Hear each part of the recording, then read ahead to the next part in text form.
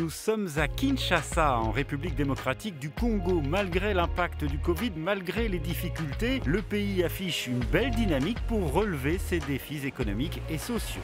Ici au Congo, 60% de la population a moins de 20 ans. C'est tout simplement l'un des pays les plus jeunes au monde. Et depuis 1 an et demi, l'école primaire est de nouveau gratuite pour tous. Une mesure qui a permis à près de 4 millions d'enfants de retrouver le chemin de l'école.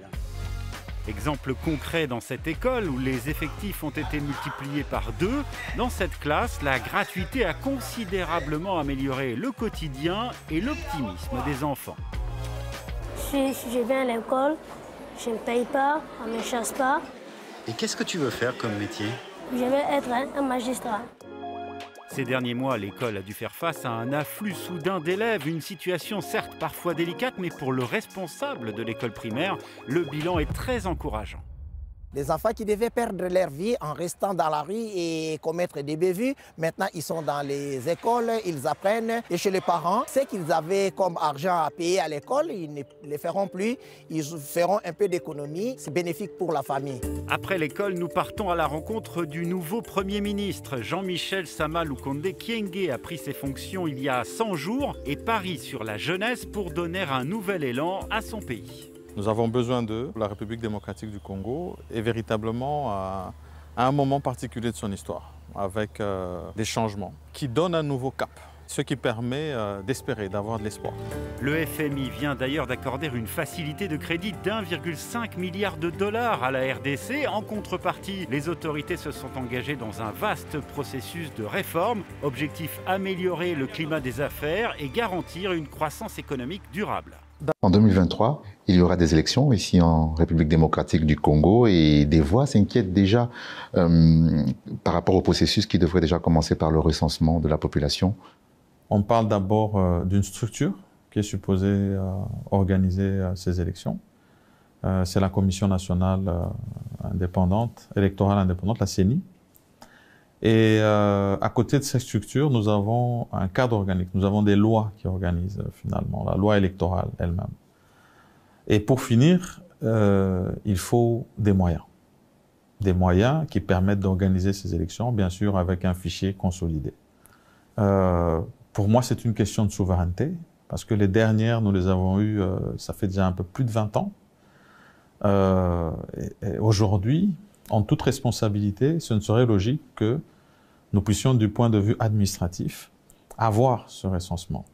Mais d'abord, c'est la facilitation en termes de création d'entreprises. C'est le point de départ. Ensuite, il y a autant d'instruments à côté. Ça veut dire la sécurité judiciaire sur laquelle il faut travailler. Et l'incitation finalement dans les domaines dans lesquels on voudrait voir de l'investissement. Cela passera donc par une diversification de l'économie, notamment dans l'agriculture. Kalapinga est l'un des investisseurs congolais les plus emblématiques à l'origine dans le secteur minier. Il a considérablement investi dans ses champs et ses usines d'huile de palme, un produit qui profite par exemple directement aux habitants de Kinshasa. Les 20 millions d'habitants sont principalement nourris avec des produits agricoles qui sont importés, mais nous avons la terre, nous avons le climat, nous avons les gens, en tout cas ce n'est pas la main-d'œuvre qui manque. Il y a bien sûr des défis à relever, trouver des investisseurs sur... Relever économiquement le pays d'ici 2023. Nous arrivons à une période où la Covid-19 a déjà fait ses effets, c'est mondial. Et donc, c'est depuis 2020, à partir du mois de mars, qu'on a connu véritablement un coup dur, même par rapport à notre PIB, qui était autour de 4,6 et qui est retombé pour toute cette année 2020 à 1,7. Et en 2021, lorsque nous arrivons, nous décidons d'abord de maintenir le cadre macroéconomique, mais surtout de diversifier notre économie. Il y a d'autres secteurs productifs qui voient le jour, notamment dans l'agriculture. Développer les infrastructures, cela dit, le pays dispose d'un atout majeur. Nous avons ce que moi je qualifie la plus belle, la plus longue et la plus grande autoroute du monde. Le fleuve Congo.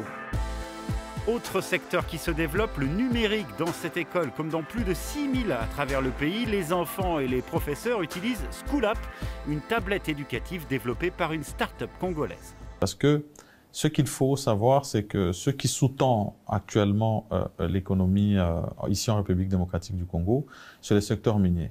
Et encore heureux que de ce côté-là, les cours sont restés en hausse. Ils le sont encore, surtout pour les produits que nous exportons, notamment le cuivre, le cobalt. Et donc, c'est ça qui permet de maintenir, en fait, une certaine stabilité actuellement. Mais nous voulons que demain... Chez plusieurs prix internationaux pour son innovation et même vendu son concept aux Seychelles. Une petite révolution également pour la qualité de l'enseignement au Congo. Doter une école publique d'une seule tablette School-App, c'est comme équiper cette école d'une bibliothèque scolaire. Et il faut préciser que cette solution peut tourner même dans une zone où il n'y a pas de réseau, où il n'y a pas d'électricité. Donc aucune zone n'est exclue. La stratégie est donc de parier sur les champions congolais, mais aussi de rendre le pays plus attractif pour des investisseurs. N'oubliez pas que la République démocratique du Congo, c'est ce grand pays au centre de l'Afrique, avec non seulement un marché interne important, parce qu'on parle de près de 100 millions d'habitants, mais c'est finalement 9 pays limitrophes et donc vraiment une courroie entre l'Afrique australe et puis l'Afrique du Nord et l'Afrique de l'Ouest. Le Congo affiche des prévisions de croissance de près de 5% pour 2021 et tous ceux que nous avons rencontrés nous ont parlé de leur même détermination à surfer sur cette nouvelle dynamique. Nous pouvons dire aujourd'hui au monde qu'au Congo, nous avons des jeunes qui s'acharnent à pouvoir donner une image favorable au pays. Donc nous voulons travailler pour continuer à transformer notre pays. Je crois au Congo, je crois à son potentiel. Et on est venu pour travailler et se battre. Lorsqu'on regarde les différents indicateurs, toutes les flèches sont montantes. Tous les jours, nous prenons des décisions importantes qui vont dans le bon sens. Bon, pour moi, c'est très motivant et je voudrais vraiment qu'on reste dans cette direction-là, cette direction montante qui va finalement permettre au pays de décoller du point de vue économique et améliorer le social de tous les Congolais.